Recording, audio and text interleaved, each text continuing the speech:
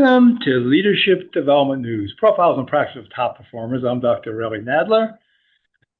Dr. Kathy Greenberg will not be with us today. She is dealing with a health issue, but she will be back soon. You know, Kathy and I are now celebrating 20 years of doing this Leadership Development News. And so what we try to do with this is bring tips, tools to you as a leader, to you maybe as a parent. What can you do that these micro initiatives, small things that you can do in a moment that can have a macro impact? And so we always want to bring in thought leaders, guests, authors who can help give you some of these tips. And today we're having Patricia Schwartz, who's a MA Master Certified Coach. Both Patricia and I are on the faculty of the College of Executive Coaching. We've been on there probably close to 24 or 25 years. We probably do 7 or 8 trainings during the year to help people become a certified coach. And Patricia has a new book. I know she's been working on it for quite a while. And it's Your Nonprofit 360-Degree Win: How to Build Relationships for Everyone. And so she's going to bring some of her expertise. I know I've worked with Patricia for a long time. She's an expert in appreciative inquiry and emotional intelligence and in coaching. And so she has a great background. I think you're going to be very interested in this.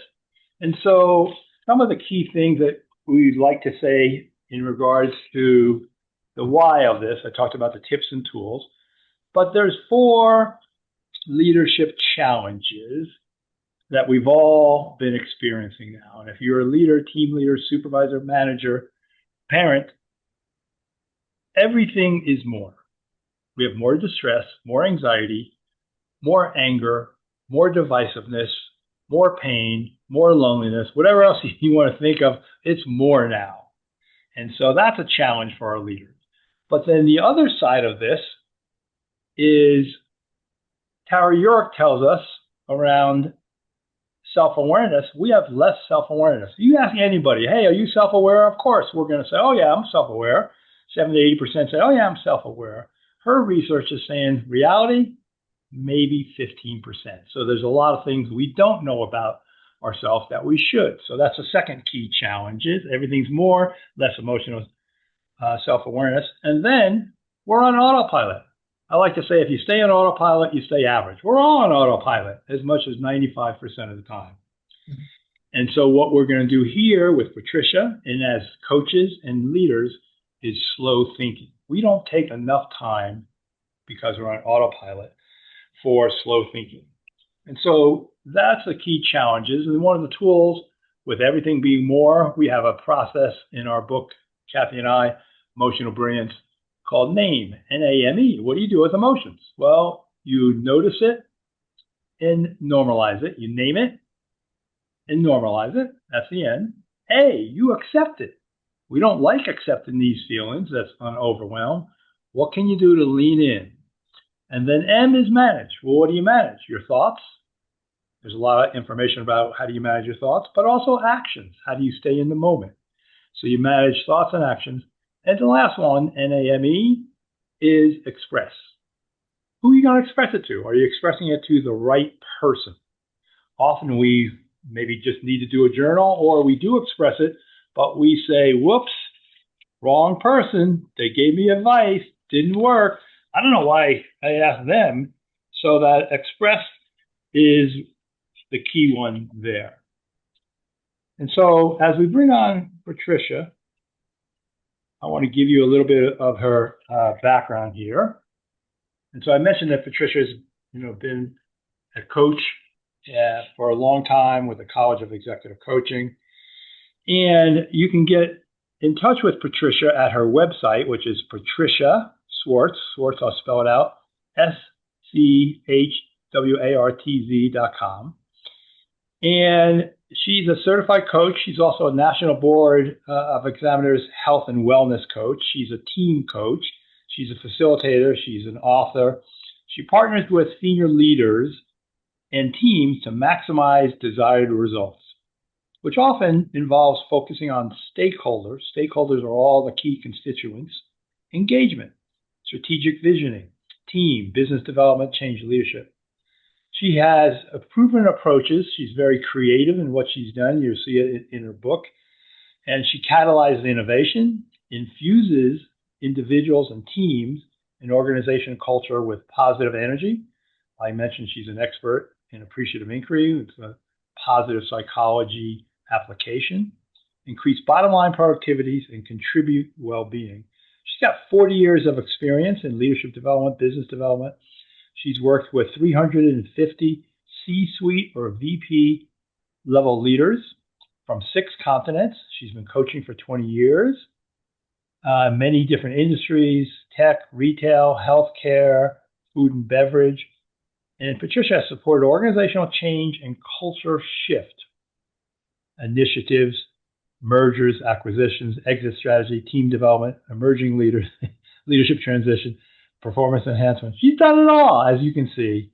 And her background is in executive leadership and business and nonprofit sectors. So Patricia, welcome. Thank you.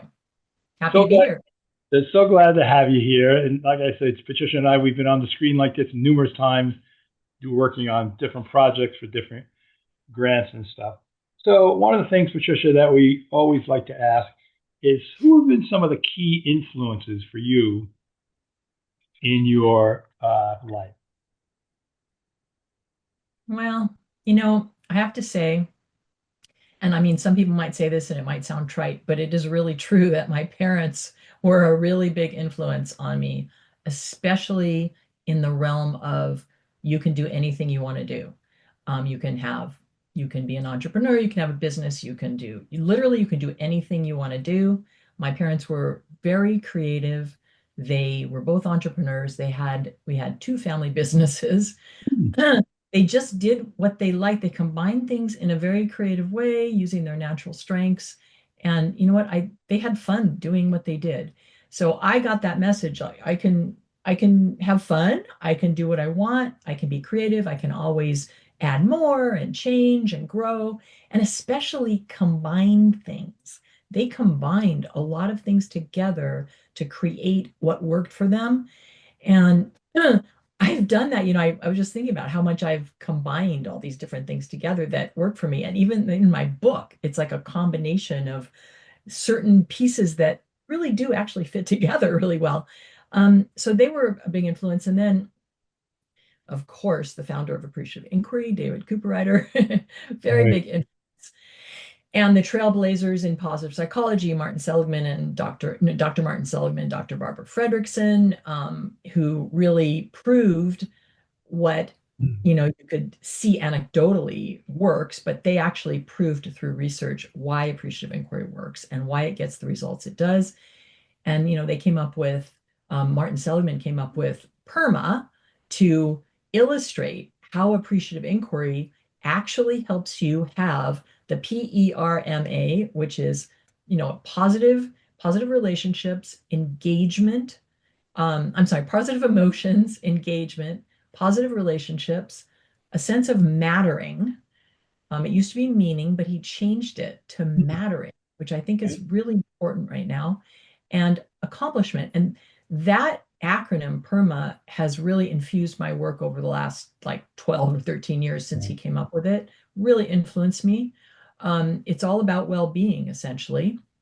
And it just exemplifies, what appreciative inquiry can do. And then another really big influence for me was who I consider to be the team coaching guru, even though there are other team coaching, teachers, Dr. Peter Hawkins. He just really, I've studied with him extensively and helped me think about what I'm doing with positive psychology and appreciative inquiry in a wider and broader and deeper context. And so those have been very important influences for me. That's great. And I'm familiar with all those. And I know the feedback that you get from your appreciative inquiry class with the College of Executive Coaching is always good. I mean, I read the same things and people say, oh, I love Patricia. And I think it's that sense of positive focus that there's so much going back to everything is more, that we have the NEA, negative emotional attractor, Richard Boyatzis talks about. And I think the positive emotional attractor, that's what is that? That's inspiration. That's possibility. And that frees us up to think about possibilities. And I think you're a pro at that. So I know you've been working on this book for a while. And so what's prompted you to do this book? What's kind of, is there a certain need, or because I know you've got a lot of creative things going on in your brain there. And what was the one that you said, I'm going to pop this one out? Yeah. After years of working with businesses, nonprofits, after teaching senior leaders, after facilitating retreats, and always using appreciative inquiry and people just being blown away by it, and truly it's shifting their culture, I thought, okay, it's just time to write all this down in a way that leaders can use it.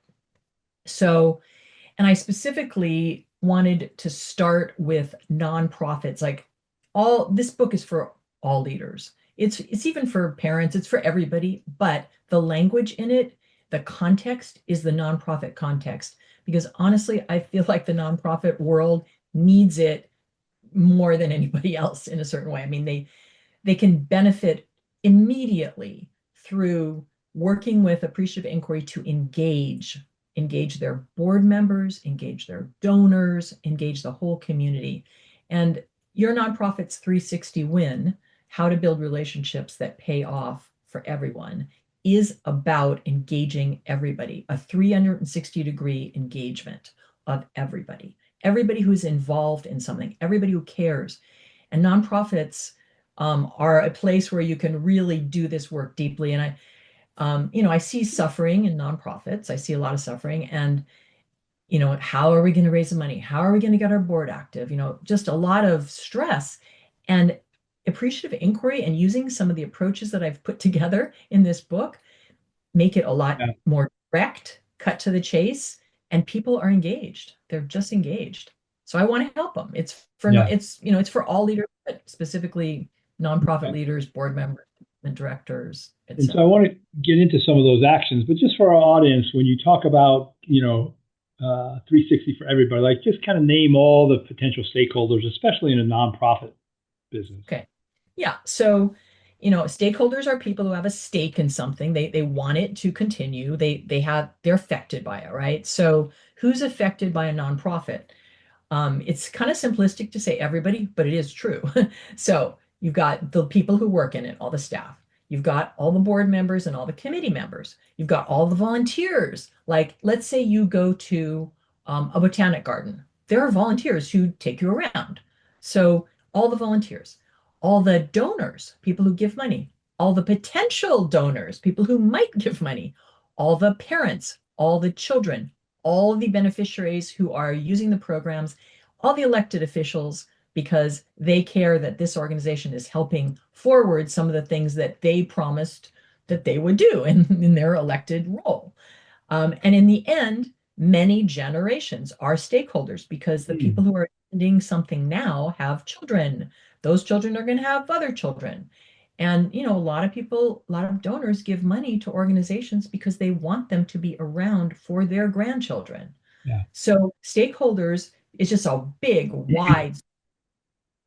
And that's why, if you're not familiar with the 360, there's, it's really everybody who has a stake in it. Like Patricia's saying, there's 360 feedback that also kind of, zeroes in on everybody.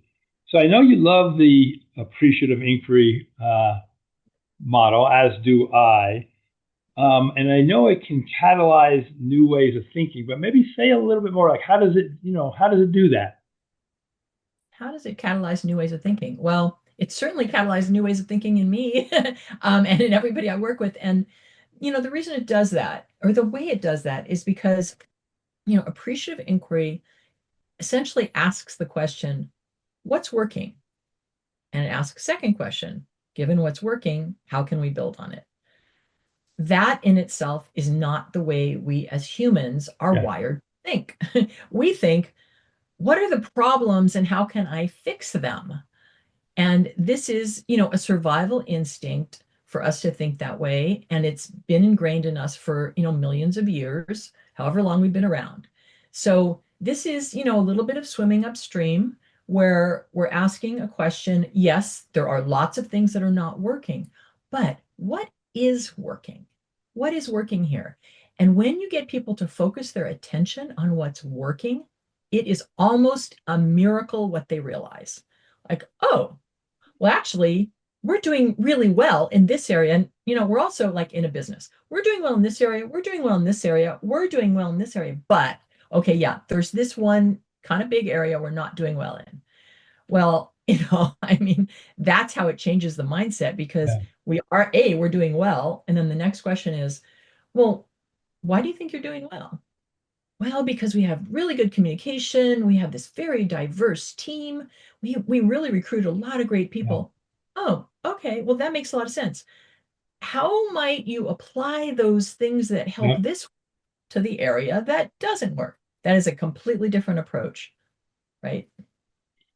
And what I like, I think it's a counter or antidote to the negativity bias. And just like you said, us as being humans, the way our brain is wired, that's where we go, is survival.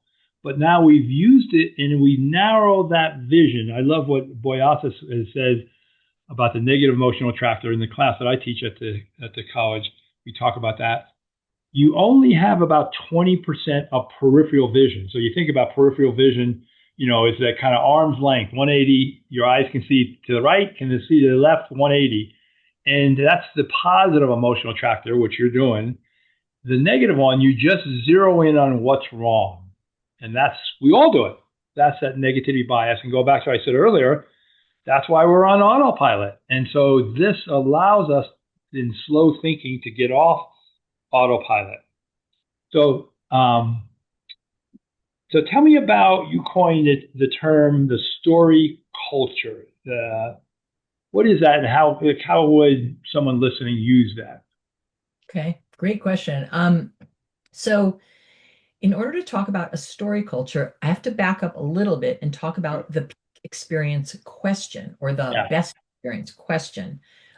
The best experience question or the peak experience question is a question you ask somebody that will help them think in a positive way about something they've been involved in their life that was very positive, where they felt really alive, involved, engaged.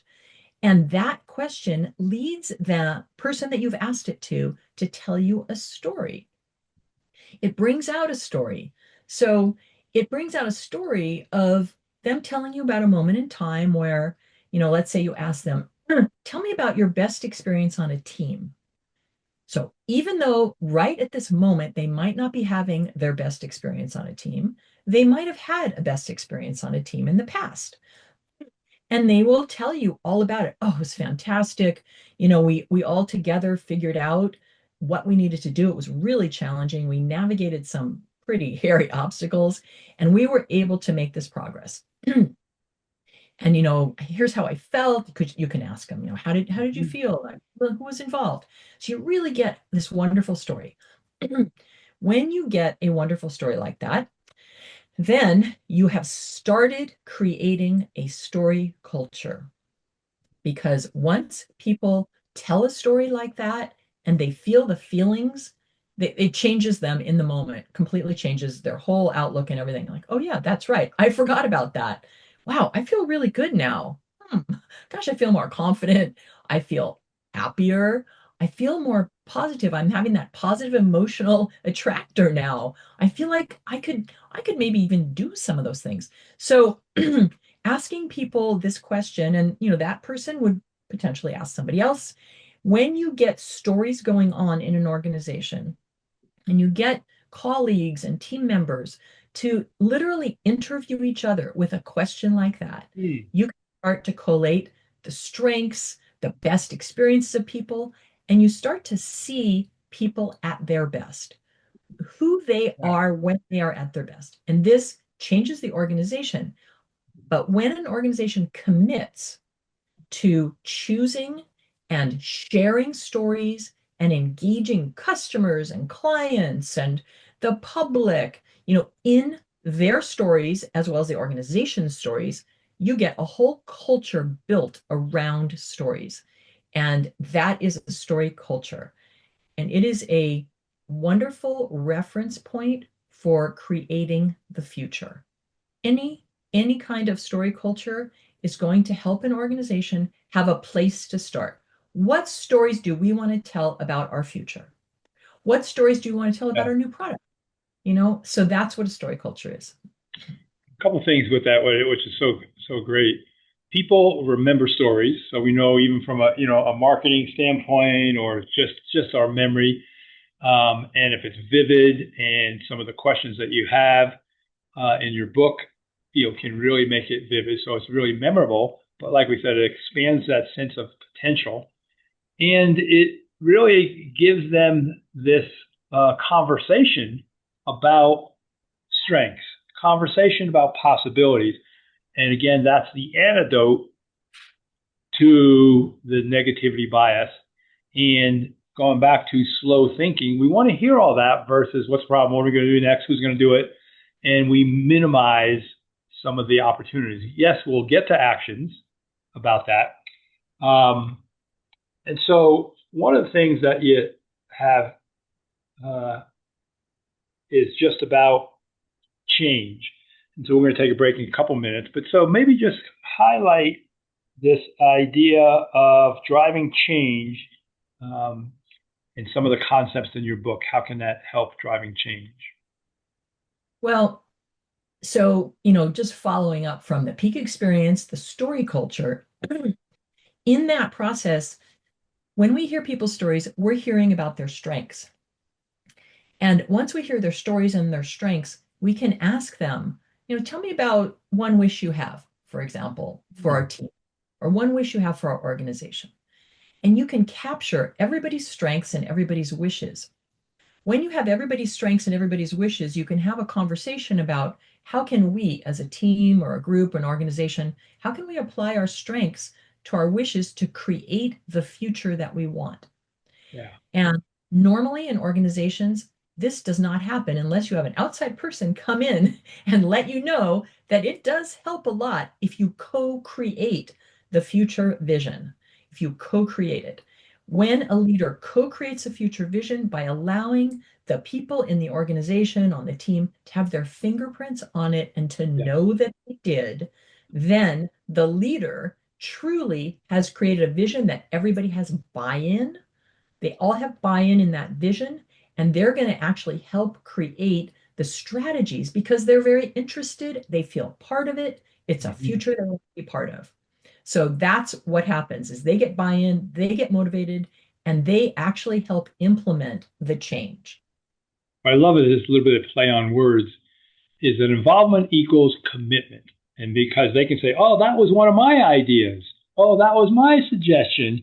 Otherwise, if it's somebody else's suggestions, they'll go along and they get compliance. So commitment versus compliance. So if you want buy-in, obviously you got to get their fingerprints, on the plan. So we're going to take our first break. You've been listening to Leadership Development News. We're talking with Patricia Schwartz. Some of the things that she has is patriciaschwartz.com. And maybe just before we go to the break, where can they get your book? Okay, well, the name of my book is Your Nonprofit's 360 Win. So it's 360 and then the word win with no space. How to build relationships that pay off for everyone. It's available on Amazon, of course, and on Balboa Press, balboapress.com. If you just put in the title of the book, Your Nonprofit's 360 Win, it will go right to that page. And, and Amazon usually does, but we don't know for sure. All right. You've been listening to Leadership Development News. Don't go away. We'll be right back, and we're going to hear more of some of the gems from Patricia Schwartz, Master Certified Coach. Welcome back to Leadership Development News. We're having a delightful conversation with Patricia Schwartz, MA, Master Certified Coach. We're talking about her book, Your Nonprofit's 360-Degree Win. You can get it on Amazon. You also said, Balboa Press. We can do that. So before the break, we were talking about change, and both of us have been dealing with organizations change.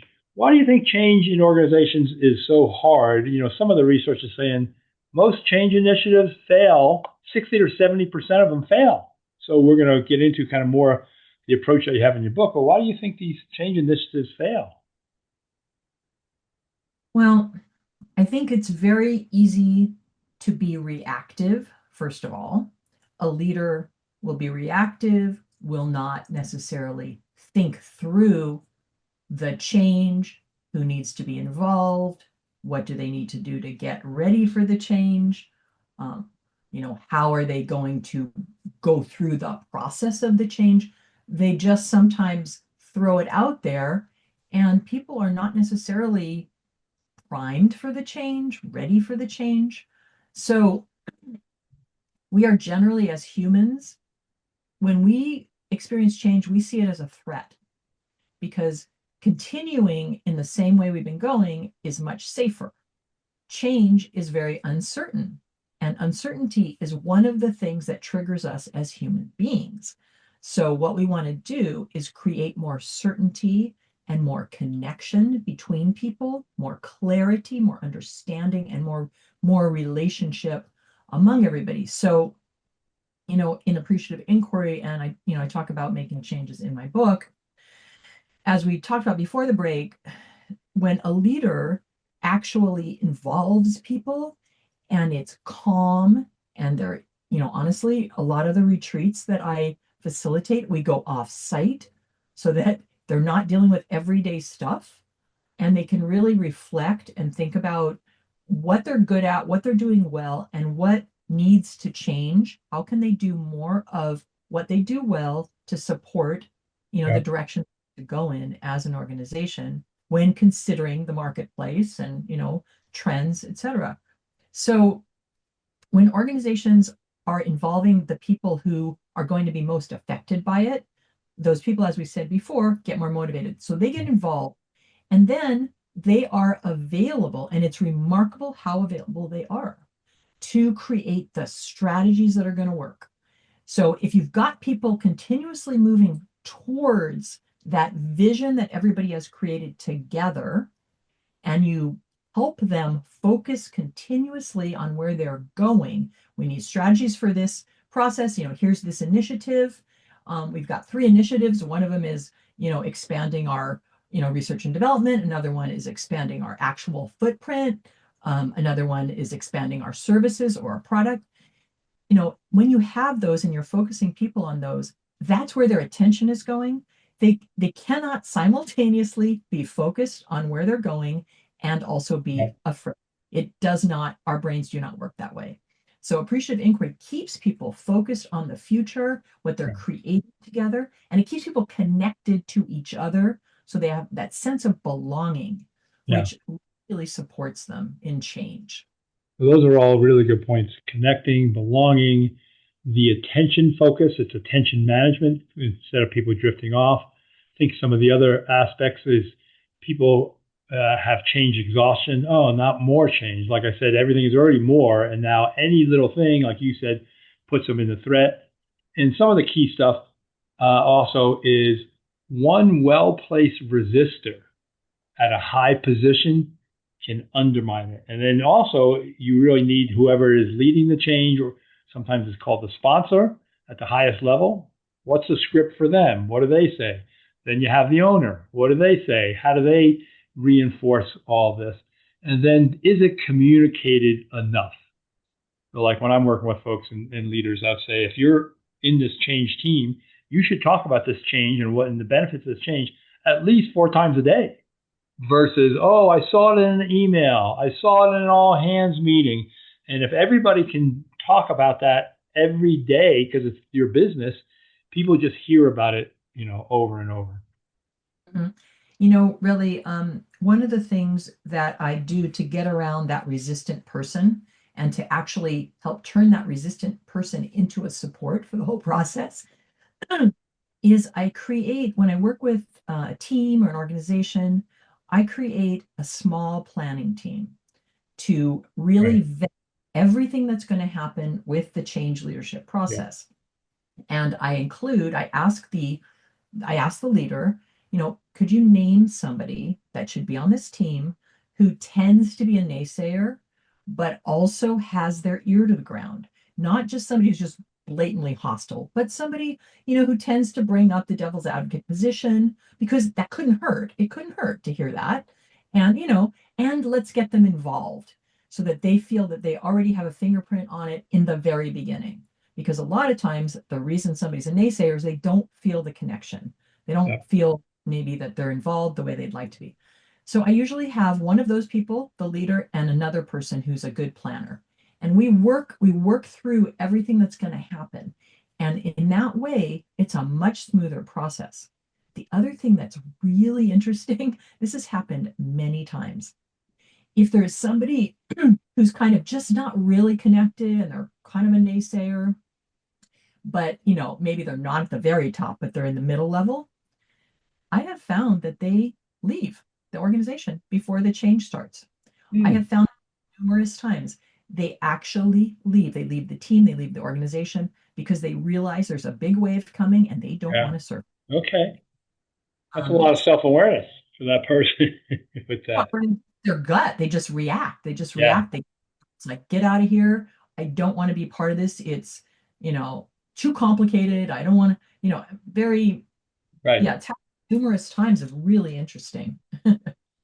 So with your book, I know you have a guide for holding a strategy session. So if anybody's listening and you're about ready to have a strategic offsite, maybe you're not hiring someone like Patricia or myself or somebody else, but you want to do it internally, what's in the guide that can help them materialize that for themselves?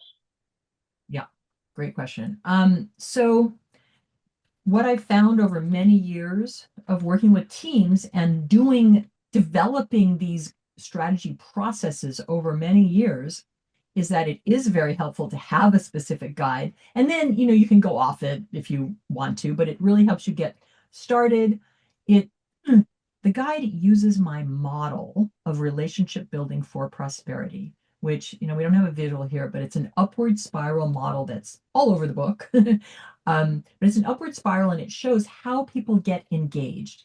And when you're doing strategy, what you're truly doing is you're figuring out how to engage the right people to give their time, energy, access, and resources to your company or your organization. I mean, that's really what your strategy is Yeah. about. It's growth or merging or, it's all about that. So it uses the model and it has you kind of it's like a map. It's a strategy map, and it helps you say, okay, here on the map is where our employees are, or here on the map is where this team is, but we need them to be up higher on the strategy map. Huh.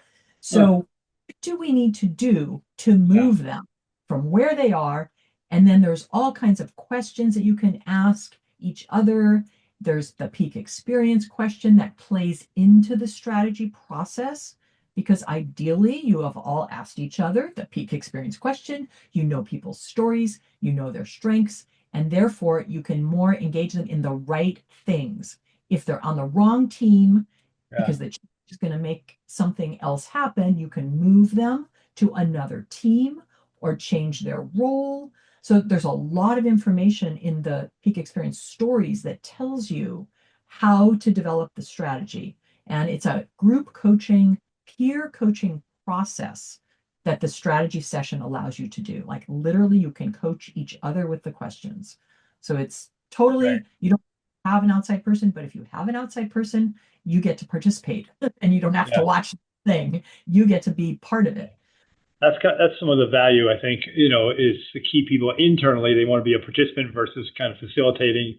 Many leaders aren't necessarily the greatest facilitators, and so that's why sometimes having different eyes on it.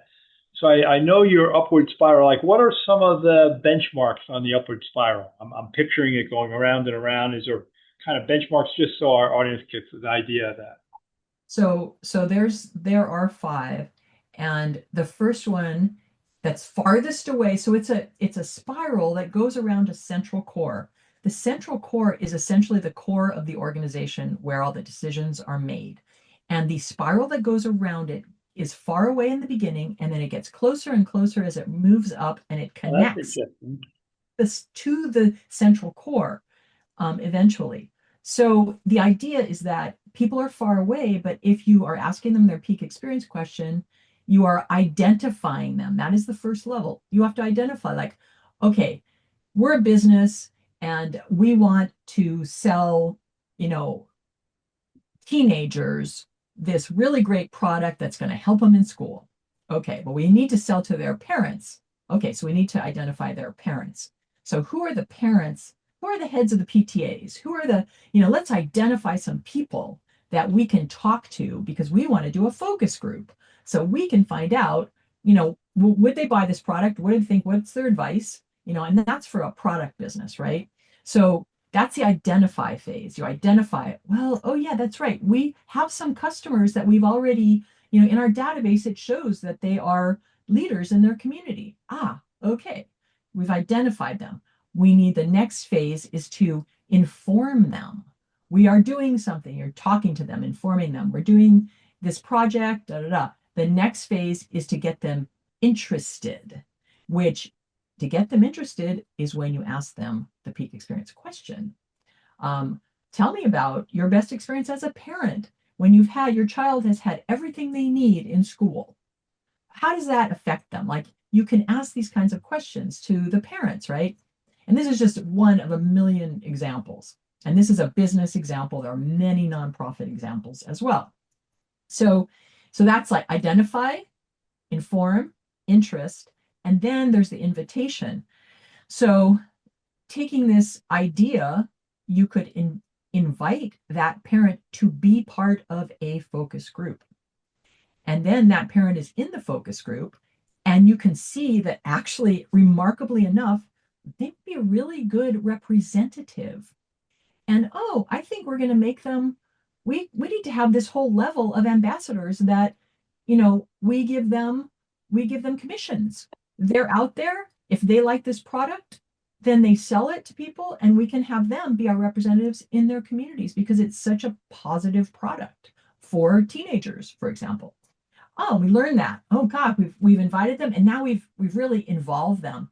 And then they say yes, and you've gotten their investment.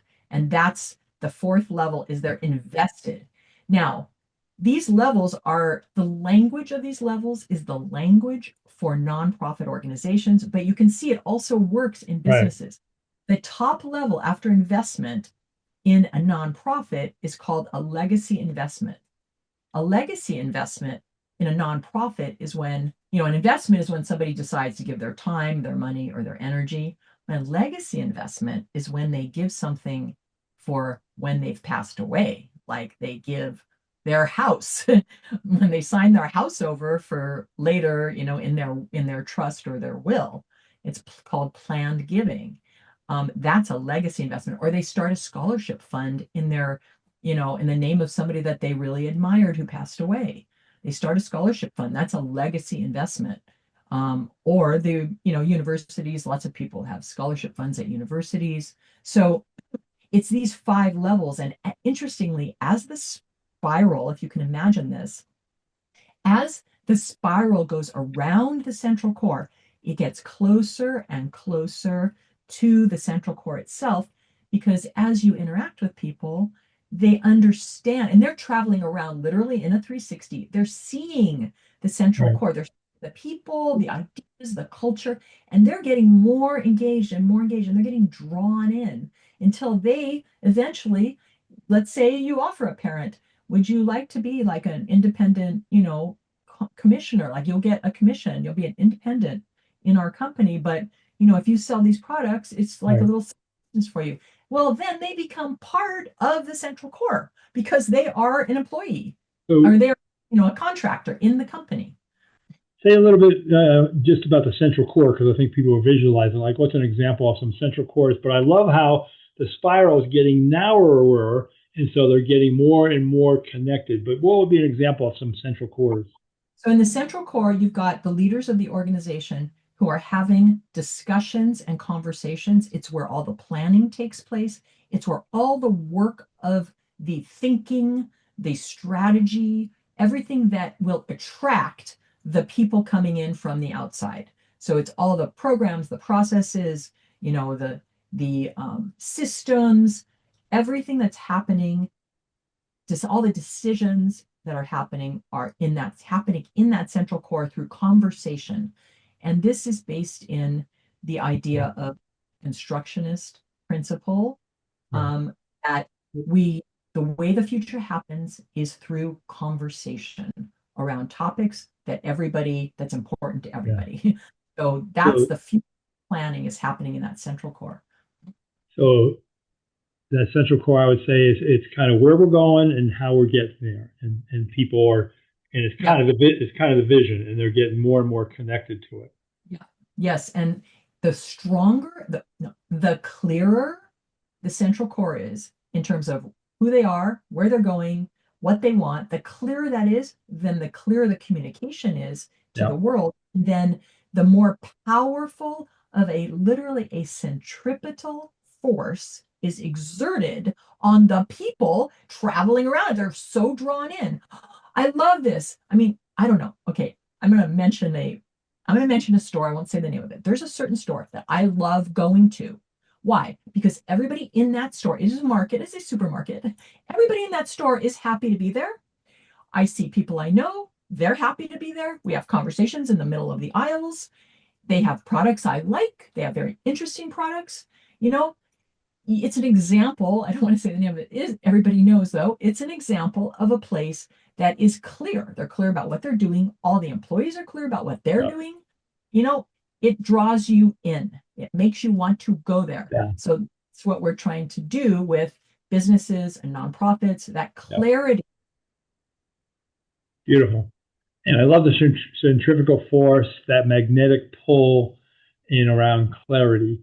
And usually from the EI model, I have this simple formula that is empathy. So kind of your idea of what is everybody else involved? What do they want? Insight, kind of what do I want? What is it? And then clarity. So E times I times C. And the clarity can happen in a strategic meeting. Clarity can happen with a coach. What's the byproduct of all that? Typically top 10% performance. E times I times C. And I think your methodology is connecting empathy, connecting what people want, but really the clarity in some specific steps. All right. Great. You ready for one of the questions that I like is, what's the best advice that you've ever gotten? Well, there's two best advices. Really powerful advice I got was, if you want money, ask for advice. Now, I'm going to say something about that. Over time, over a 1.5 year period, asked for advice from somebody that was a major, let's just call him a big man on campus, a major person in the community I lived in. Not here where I live now, but in a different community. He was a major person, and I got connected to him through random things. I ended up meeting with him like every month, and I would ask him for advice on all kinds of things. I was an executive, and he was really smart. I was a nonprofit organization executive at that time, and I had a lot of things I needed to figure out. And he was very experienced in many, many areas. He gave me tons of really great advice. I tried things, I did things. And then when it came time, we were doing a big campaign. I found a property with a building on it that we wanted to buy. Our organization wanted to buy. And I didn't know what to do because there was a stream and wildlife had been sighted on that stream. And so they had to do a big environmental impact statement, but the property was for sale. And if the impact report came back that you can't buy it because it's protected, we would be in big trouble. We wouldn't be able to, what would we do? We have to raise money. You can't just wait 3 years for the environmental, report to come out. You got to raise the money and buy the thing that's for sale. So I told him, I don't know what to do. This is the perfect place for us. And he said, I fell off my chair when he said this. How much is it? I said, well, the initial before all the things we need to do, just the property is $2.4 million. And this was 20 years ago. So, you can imagine it's like 3.5 equivalent now, right? And he said, oh, well, I'll just get my friends so and so and so and so, and the three of us will buy it. We'll hold it while they do the environmental impact report. And if it comes back clean, we'll transfer it to your organization. And if it doesn't, we will deal with it and we will sell it. Oh my God. I mean, that does not happen. That just does not happen. That's like kind of the miracle that everybody wants in their work. Offer you money without you asking for it. I did not ask for it, but it was what we needed. It was exactly what we needed. So if I had Yeah. asked for money, I would have gotten advice. Right. So second part of the quote, if you want money, ask for advice. If you want advice, ask for money. So Okay. that quote has been probably the most powerful quote, for big things in my So life. You know, say that again. Just repeat it so people can hang on to it. if you want money, ask for advice. If you want advice, ask for money. Okay. All right. Good.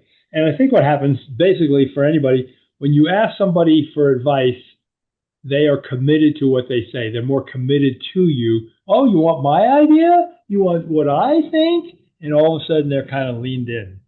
Yeah, leaned in. That So was as we're kind of getting down to the end here, say just briefly, what do you see as the impact of your book? What would you like to see? well, what I'd like in this book, I wrote it down so people would use it. I would like every organization, nationally and even internationally, to get this book and, if it's right for them, whatever parts of it are right for them, use it. Because if they use this, they will be impacting themselves, they will be impacting others in a very positive way. They will actually be creating well-being, according to PERMA. They'll be creating well-being while they engage people. There couldn't be anything healthier. So every organization for whom it's the right thing, and then every university that has a nonprofit management program or an MBA program, because in MBA programs, there are many people who are going to go into nonprofit management. Right. Plus, it works fine for anybody to use this book. So I would like it to be in every university that has a program like that, accessible to young people so they don't have to unlearn this later. They can just learn it Right. and do it. So that's to really change the world. I feel like this book helps people take small steps to change the world in a positive way and bring out the best in themselves and all the people around them. That's beautiful and helpful for all those folks. All right, a quick lightning round. You just complete the sentence. Leadership is Awareness, big awareness. okay. Leadership, big At awareness, work, it's all about, influence, and then this is more about for you. The best way I recharge during the workday is taking a walk or stretching, or if possible, a power nap. all right. So we've been talking with Patricia Schwartz, and Patricia, just as it sounds, Schwartz, SCHWARTZ.com. You can get her book, Your Nonprofit 360-Degree Win, Amazon. And what was the other website you wanted to go to? Balboa BalboaPress.com. Press. Okay, well, you've been listening to Leadership Development News. You're more information about me or Dr. Kathy Greenberg, my website, drrelynadler.com. Thank you for tuning in and tuning up your performance. We'll be back again next week, and good luck to you all. Thank you.